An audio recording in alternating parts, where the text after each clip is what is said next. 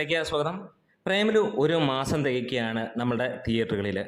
ഇന്ന് 30-ാം ദിവസം ഈ സിനിമ എങ്ങനെയുണ്ട് പെർഫോമൻസ് എന്നുള്ളതാണ്. ഇതുവരെ വൈകുന്നേരം 4 മണി വരെ കിട്ടിയിരിക്കുന്ന റിപ്പോർട്ടുകൾ അനുസരിച്ച് ഇന്നലത്തെ പോലെ തന്നെ ഇന്നലത്തേന് സമാനമായ രീതിയിൽ തന്നെയാണ് കളക്ഷൻ. ഇന്നലത്തെ കളക്ഷൻ ഫൈനൽ വന്നിരുന്നത് 1,06,00,000 മുകളിലുള്ള രൂപയായിരുന്നു ട്രാക്ഡ് കളക്ഷൻസ്. അതായത് 1.5 കോടിയോളം എന്ന് നമുക്ക് ഉറപ്പായിട്ടും പറയാൻ കഴിയും. നമുക്കറിയാം ഒരുപാട് പേര് തിയേറ്ററിൽ പോയി ടിക്കറ്റ് എടുത്ത് തന്നെയാണ് സിനിമ കാണുന്നത് എന്നുള്ളതാണ്.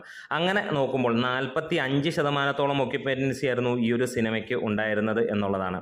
ഇന്ന് ഇതേ സമയത്ത് 191 ഷോകളാണ് ട്രാക്ക് ചെയ്തിരിക്കുന്നത്. ആ 190, അതായത് ഇന്നലെ 653 ഷോകൾ ട്രാക്ക് ചെയ്തിരുന്നിടത്ത് നമുക്ക് ഇന്ന് ഇപ്പോൾ ഈ ഒരു റിഫ്രഷും കൂടെ കഴിയുമ്പോൾ നമുക്ക് 305 ഷോകളാണ് ഇപ്പോൾ കിട്ടിയാൽ ശ്രമിക്കണം. 305 ഷോകളിൽ നിന്ന് നമുക്ക് 38% ഒക്യുപ്പൻസിയാണ് കാണാൻ കഴിയുന്നത്. അതായത് 38.63 എന്നാണ് പറയാനുള്ളത്. അപ്പോൾ 43 ലക്ഷത്തോളം രൂപയാണ് ഇതുവരെയുള്ള ട്രാക്ഡ് കളക്ഷൻസ് വന്നിരിക്കുന്നത്. അതായത് ഇന്നലത്തേക്കാളും 10% വർധനവുണ്ട് എന്നുള്ളതാണ്. നേരത്തെ 100 മുകളിലുള്ള ഷോസ് ട്രാക്ക് ചെയ്ത് കഴിഞ്ഞപ്പോൾ ഒരു 10-15% ഇടിവായിരുന്നു. ഇപ്പോൾ അത് ബാലൻസ് ചെയ്ത് മുകളിലേക്ക് കയറുന്ന ഒരു കാര്യം കണ്ടു. ഇന്നലെ 106, അതായത് 1,06,00,000 രൂപയ്ക്ക് മുകളിലായിരുന്നുവെങ്കിൽ ഇന്ന് 1,10,00,000 രൂപയ്ക്ക് മുകളിൽ ഉണ്ടാകുമെന്നാണ് പ്രൊജക്ഷൻ പറയുന്നത്. അതായത് മികച്ച ഒരു ദിവസം കൂടിയാണ് വരുന്നത്. സിനിമ ഇതിനോടകം തന്നെ കേരള ബോക്സ് ഓഫീസിൽ നിന്ന് 50 കോടി തികച്ചിരിക്കുന്നു എന്നുള്ളതാണ് ഏറ്റവും സന്തോഷകരമായ ഒരു വാർത്ത പറയാനുള്ളത്. ഇനിയും വേൾഡ് വൈഡ് ആയിട്ട് നമുക്ക് കാണാൻ കഴിയുന്നുണ്ട്. തെലുങ്കിൽ സിനിമ റിലീസായിട്ടുണ്ട്. അതിൻ്റെ ഡീറ്റെയിൽസും കാര്യങ്ങളും ഒന്നും പൂർണ്ണമായിട്ട് വന്നിട്ടില്ല.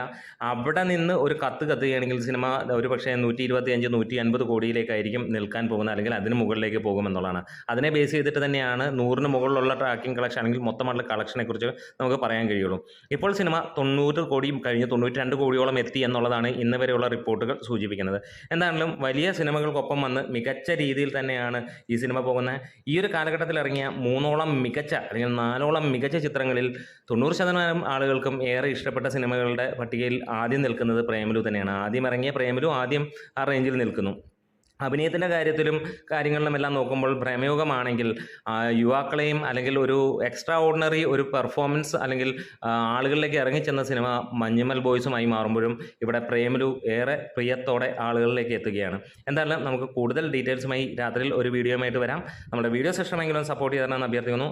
നിങ്ങളുടെ അഭിപ്രായത്തിൽ ഈ സിനിമ എത്ര കോടി നേടും എന്നുള്ളതെന്ന് പറയാം.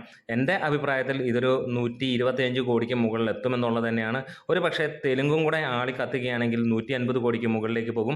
കേരള കളക്ഷൻ മാത്രമായിട്ട് സിനിമ ഒരു 70 കോടിക്ക് അടുത്തെത്തുമെന്നുള്ളൊരു പ്രതീക്ഷ ഉണ്ട്.